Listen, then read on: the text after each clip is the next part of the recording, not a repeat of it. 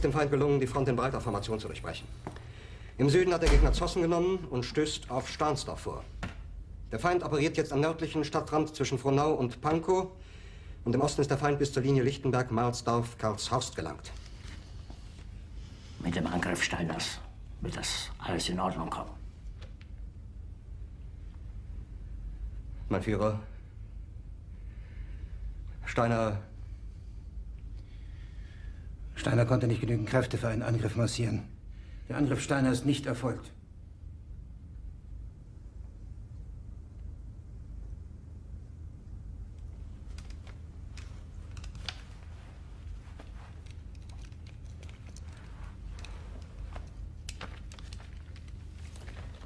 Es bleiben im Raum Keitel, Jodl, Krebs und Burgdorf.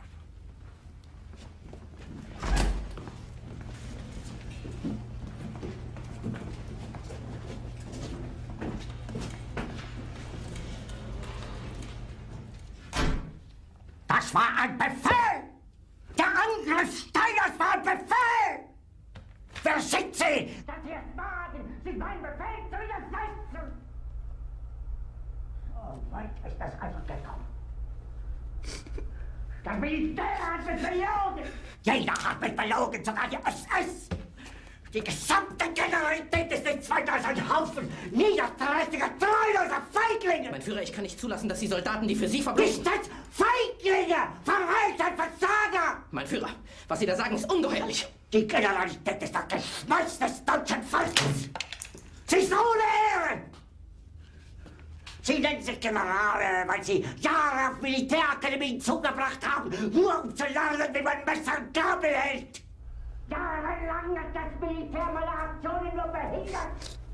Es hat mir jeden nur ersichtlichen Widerstand in den Weg gelegt! Ich hätte gut daran getan, von Jahren alle höheren Offiziere liquidieren zu lassen, wie Stalin!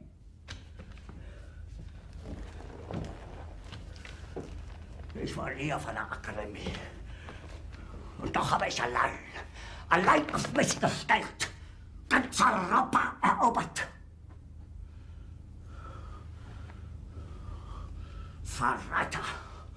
Von allem Anfang an bin ich so verraten und betrogen worden.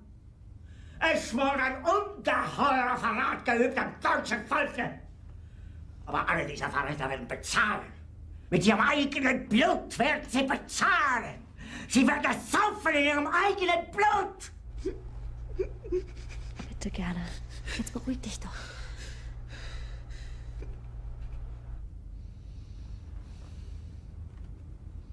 Meine Befehle sind in den Wind gesprochen.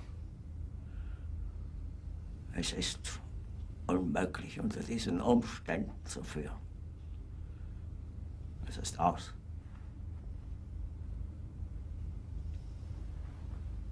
Der Krieg ist verloren.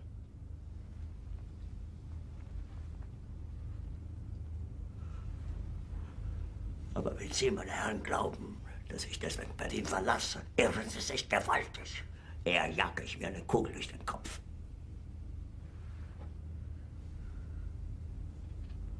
Tun Sie, was Sie wollen.